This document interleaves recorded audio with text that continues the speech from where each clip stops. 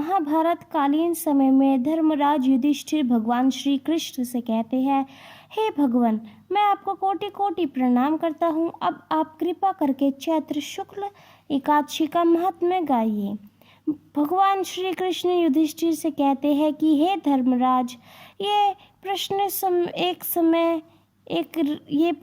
एक समय राजा दिलीप ने गुरुवार वशिष्ठ से भी पूछा था, और जो समाधान गुरु वशिष्ठ ने कहा वह मैं आपसे कहता हूँ। प्राचीन काल में भोगपुर नामक नगर में पुंडरीक नामक एक राज्य करते थे। भोगपुर नामक नगर में अनेक अप्सरा, किन्नर तथा गंधर्व वास करते थे, तथा राजा पुंडरीक का दरबार किन्नरों व गंधर्वों से भरा रहता था।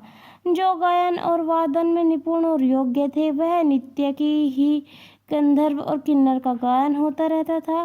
भोगपुर नगर में ललिता नामक रूपसी अप्सरा अपने पति ललित नामक श्रेष्ठ गंधर्व का वास था। दोनों के बीच अटूट प्रेम और आकर्षण था। वे सदा एक दूसरे को ही स्मरण किया करते थे। एक दिन गंधर्व ललित के दरबार में गायन गा रहा था कि अचानक से उसे अपनी पत्नी ललिता की याद आई। इससे उसका स्वर लय एक ताल बिगड़ने लगे।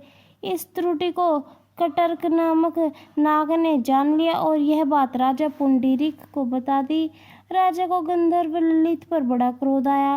राजा पुंडरीक ने गंधर्व ललित को राक्षस होने का श्राप दे दिया।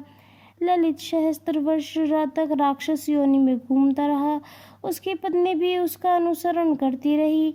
अपने पति को इस हालत में देखकर वह बड़ी दुखी होती थी।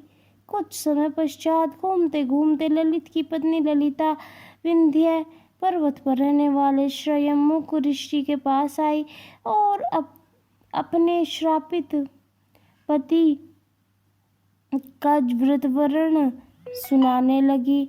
उन्होंने चैत्र शुक्ल पक्ष की कामदा एकादशी का व्रत करने का आदेश दिया। उनका आशीर्वाद लेकर गंधर्व पत्नी अपने पति के पास स्थान पर लौट गई और श्रद्धापूर्वक भाव से कामदा एकादशी का व्रत रखने लगी। एकादशी व्रत के प्रभाव से इनका श्राप मिट गया और दोनों अपने गंधर्व रूप को प्राप्त हो गए। तो दोस्तों, आपको हमारी कहानी कैसी लगी हमें ज़रूर बताइएगा।